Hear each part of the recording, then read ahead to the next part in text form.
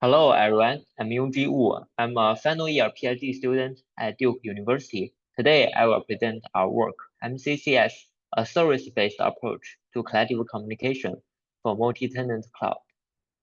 Collective communication has become the de facto approach to synchronize data between workers in distributed training of machine learning models using various parallelization strategies. For instance, in data parallel training, gradients from all workers are accumulated using the all-reduced collectives. In all-reduced, data buffer from all GPUs are reduced, and the results are written to a user-specified receive buffer on every GPU. According to a report, collective communication takes up to 42% of the overall training time of common LLMs in a TPU cluster. As a result, improving the performance of collective communication has always been a key research topic. Let's first take a look at how collective communication is currently implemented. First, the application links with the collective communication library at compile time. At runtime, the collective communication library determines collective strategies. For instance, whether to use a tree-based algorithm using some static rules based on something like data size, number of GPUs, and the type of links between GPUs. Our existing collective communication implementations are based on this approach, including Nico library for NVIDIA GPUs and Rico library for AMD GPUs. However, the library-based approach has a variety of problems for ML training and serving in a multi-tenant environment, whether it's a public cloud like AWS or different production teams at Meta. In such scenarios, we need to consider a variety of goals. In terms of performance, for example, we want to optimize the collective strategies based on the network properties like topology. In terms of policy enforcement, for example, we may want to prioritize serving workload over training workload. In terms of dynamic reconfiguration, for example, we want to adapt the collective strategies and scheduling to changing workloads. In addition to this, we may also want to have some sort of observability into the user's collectives. For instance, we may want to collect the distribution of the message size. So how does the current landscape look like? There are some limited attempts on optimizing collective performance based on the network topology. However, these solutions only conduct static optimization for a single application. As for policy enforcement and dynamic reconfiguration, unfortunately, there are no solutions currently exist. Now let's take a look at how existing solutions to performance optimization work. These solutions synthesize and optimize the collective algorithm given the cluster topology. In the offline stage, an optimizer takes in the topology and generates a series of algorithms for different collectives and different message sites. These generated algorithms are fed into the collective communication library at runtime, where the library chooses one of the algorithms depending on the operation and the data size specified by the user. However, these solutions have limited optimization opportunities. They cannot adapt to changing network utilization. For example, caused by some background traffic, they also cannot adapt to other tenants' workload and jointly optimize them. We do not see much hope in continuing optimizing collective communication with the library-based approach. On the one hand, the CC library and the cluster topology are loosely connected, while the CC library and the other tenants' workload are completely disconnected. A great deal of optimization opportunities are thus missed. On the other hand, there is a strong coupling between each application and the CC library, which prevents us from dynamically changing the collective strategy and implementation. To solve these limitations, we want strong integration in a sense that optimization of collectives directly considers low-level network topology and the workload from other tenants. We want weak coupling in terms that most of the collective functionalities are extracted into a separate service. Therefore, we argue for an alternative architecture where the collective communication is provided as a service by the infrastructure owner. Our architecture managed collective communication service is shown on the right figure.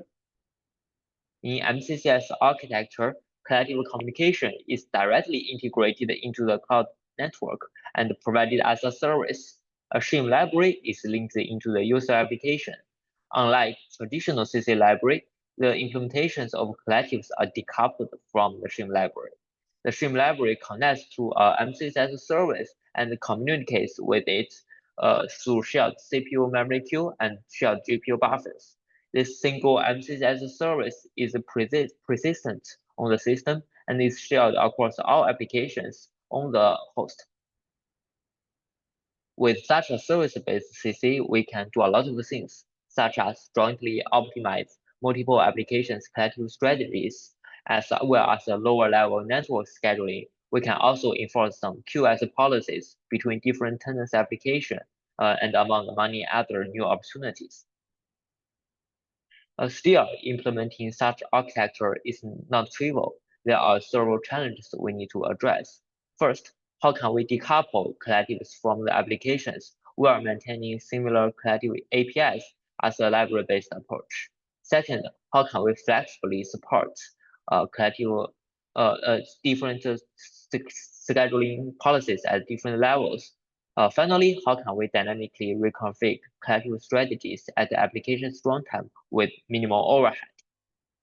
In this talk, I will focus on the first and the third challenge. You can find more details about MCCS multi-tenant aware and topology aware architecture for policy support in our paper. Let's first take a look at the collective interface. In Nico's collective interface, let's take altogether for example, users specify send and receive buffers, message sets, and which QDA stream to enqueue the operation on. To maintain a similar interface, we must address the memory management. First, address the memory management problem. Both MCCS service and the application must access to the send and receive GPU buffers specified by the user. However, GPU buffers are in default isolated between processes. The second problem is about the synchronization. QDA streams are somewhat similar to CPU thread, where operations on a QDA stream are sequentially executed.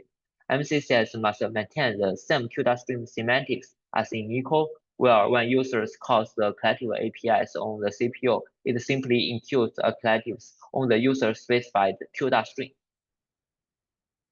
Let's first look at our solution to the memory management issue. In MCCS, users allocate memory through our malloc API provided by MCCS instead of using the QDA malloc API provided by QDA. When MCCS malloc is called by the user, the shim library issues an allocation request to the MCCS service, where MCCS service has back an IPC memory handle and ID for the allocated memory region. When user issues collectives with MCCS API, for instance, MCCS altogether, the shim library sends an altogether request to the MCCS service, where the ID for the memory region and the offset is passed for the send and receive buffers. With the memory management problem solved, let's look at the synchronization problem. MCCS utilizes an QDA event-based approach. During initialization, MCCS service passes an IPC event to the MCCS shim for the stream the service used for executing collectives. On the other hand, for each user stream, an IPC event is created when the user invokes a collective on that stream for the first time. The event is passed to the MCCS service. When executing collectives, these API events are used to synchronize between the application and the MCCS service. For instance, users issues an altogether collective between two computer kernels on the same QDA stream. MCCS service stream will wait for the completion of the first computer kernel and then only performs the altogether. The user stream, on the other hand, will wait for the completion of the altogether on the backend on the MCCS service before executing the second computer kernel on the user stream. With the challenge of maintaining the collective APIs solved, let's look at policies and dynamic reconfiguration. MCCS need to support various policies at different levels, including collective algorithm, network resource, and traffic scheduling. MCCS also need to enable dynamic policy changes at runtime. Before diving into details of such dynamic reconfiguration, let's first take a look at some examples of policies. On the lower level, one can schedule network resource, such as assigning a path for each flow in the network. MCCS can also enable fine-grained traffic control. For instance, through MCCS, one can interleave two applications' traffic to maximize network utilization. On the higher level, we can choose different collective strategies, such as the ring ordering used in the ring-based algorithm. The figure here shows a production trade from Meta, where we show a jobs ratio of cross-rack flows compared to the optimal one and the job size. A bad ring ordering results in 2 times cross-rack flows, and the overhead becomes more significant as job scales. However, reconfig ring ordering at runtime have some synchronization issues. Let's dive deeper into that. Since collective are synchronized operations, right? All participant GPUs must use the same configuration. Let's say we want to update the ring to a new ordering where the link between 0 and 1 are reversed.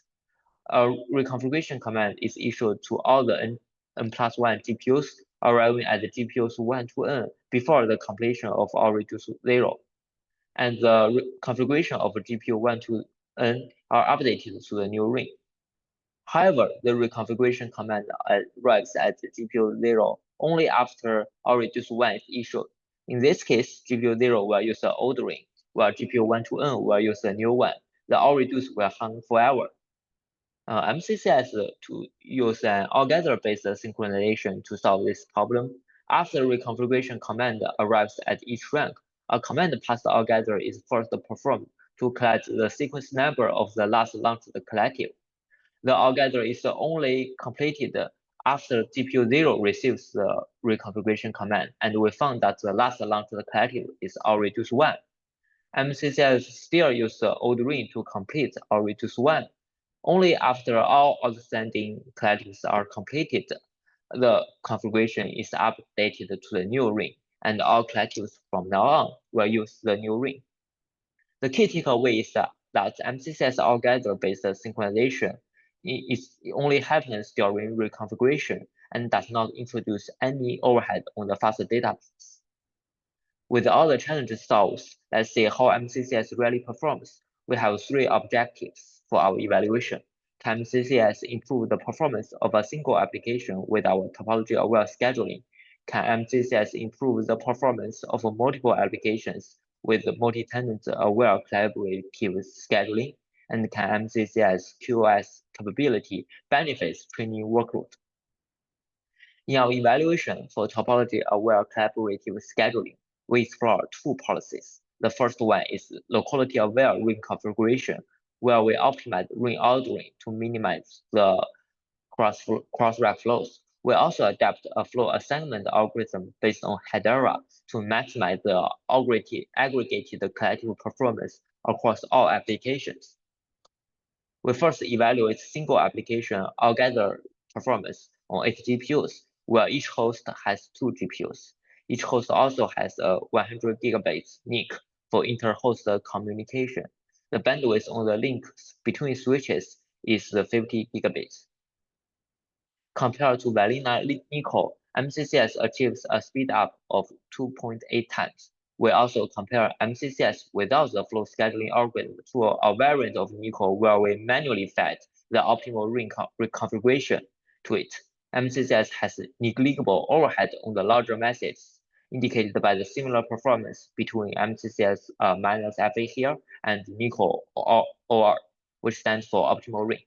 We note that MCCS do have some overhead for smaller messages. This is caused by multiple rounds of data passing in our current prototype.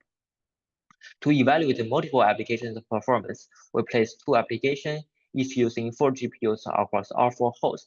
each GPU on the host can use half of the NIC's bandwidth.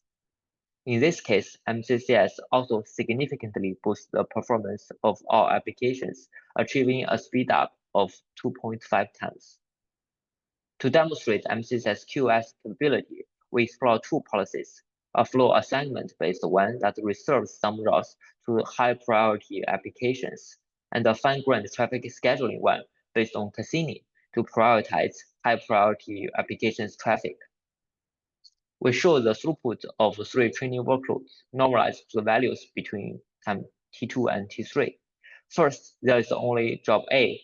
As B and C comes, the performance of A is degraded, and at time T3, we prioritize A using priority flow assignment, improving A's throughput at the expense of B and C. And at time T4, we further prioritize B over C using the traffic scheduling policy. MCCS again effectively enforce such QoS policy. To summarize, we found that collective communication as a library fails to achieve the optimal performance and has no manageability in a multi-tenant environment. Therefore, we propose MCCS, which re-architects collective communication from a managed service-based approach. MCCS maintains similar APIs as the library-based approach, addressing the memory and synchronization challenges. It enables multi-tenant and topology-aware scheduling and supports low-overhead dynamic reconfiguration of collective strategies. And our code is open source and can be found on this link. Thank you, everyone.